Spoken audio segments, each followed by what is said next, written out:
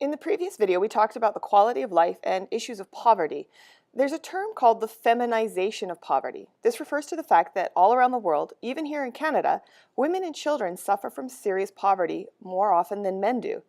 In Africa, there's a serious HIV and AIDS crisis that's impacting women and children because the parents end up dying and the children are then taken care of by their grandmother.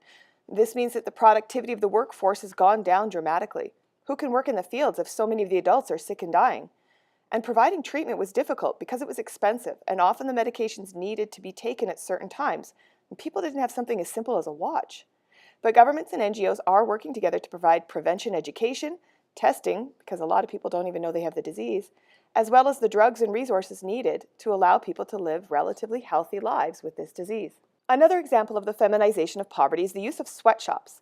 In the Global Economics Unit, we looked at the fact that the majority of people employed in what we call a sweatshop are women and children because it's easier to take advantage of them, especially because there's limited rights in these countries. We hear of stories where children are working long hours, sometimes beaten by their boss. They're not experiencing the childhood we would expect here in North America because they're expected to go out and help support their family at a very young age. But what's the solution? If we boycott companies that use sweatshops and they shut down those factories, what are these workers going to do to earn money? Rather than banning child labor altogether, we need to find a middle ground. The reality on the streets is that these children need to work, to eat, to live, to struggle. But they need to go to school as well. They need well-paid jobs that offer them safety rather than work in dangerous situations, so that while they work, they can do their homework. In our modern society, we feel that children need time just to be kids so that they can develop their own identity. You can take action by doing some research before purchasing a product to make sure it was made fairly. The UN is also encouraging transnational corporations to take action. Over 200 corporations control 1/3 of the world's wealth, with headquarters usually in the developed countries. The UN Global Compact requires participating transnational corporations to abolish any use of child labor in their company and to consider the working conditions for their employees by looking at the expectations of employees in a developed nation. That's because most developed nations have stricter labor codes to protect their workers, but developing nations don't really have those. In addition, members must consider how their plans are encouraging sustainable development and to work to reduce greenhouse gas emissions. Unfortunately, it's difficult to enforce, and some companies may sign on without really meaning to follow through. One UN official calls this blue washing, where signing on will make the company look good, but there's really a limited ability to enforce it. The term blue refers to the official color of UN logos and the peacekeepers. Only a handful of US and Canadian companies have joined on to the UN Global Compact, but at least that shows an interest in global civic responsibility.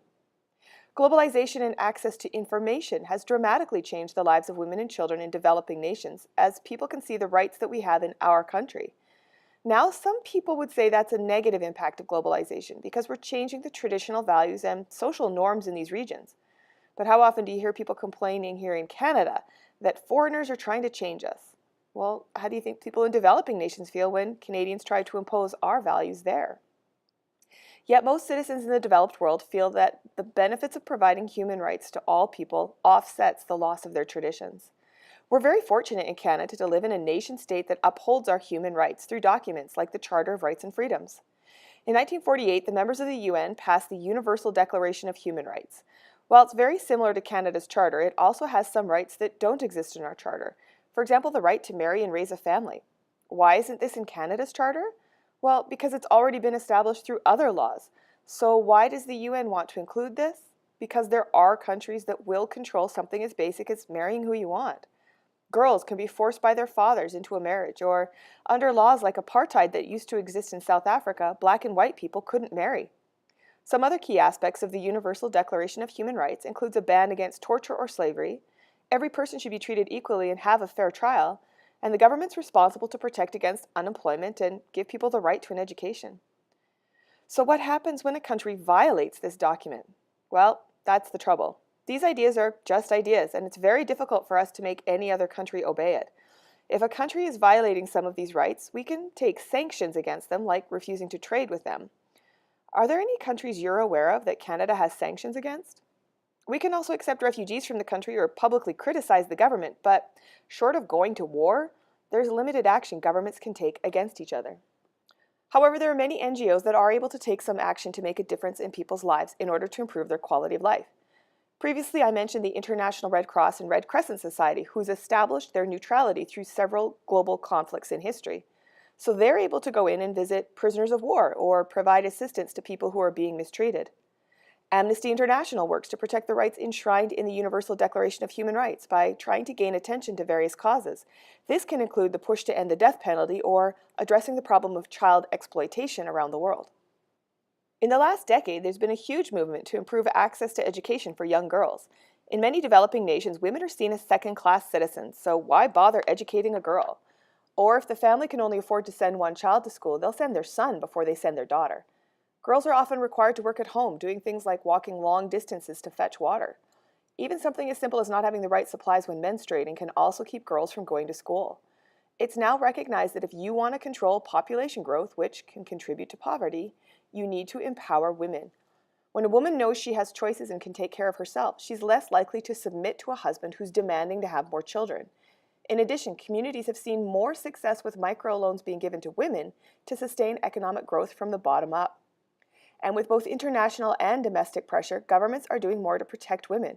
For example, with new laws that are actually enforced in regards to rape or honor killings. So NGOs, transnational corporations, and governments are all working together to empower women, which will change the traditional family structure in many of these developing countries. Finally, because of globalization, there's an increased support for democracies.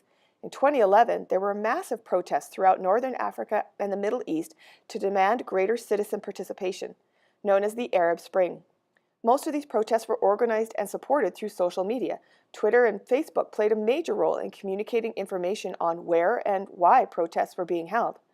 Now, many of these countries that have experienced the protests have not yet adopted what we would consider a healthy democracy, but the people are demanding more of their governments, and we hope that there'll be more rights and a better future for everyone.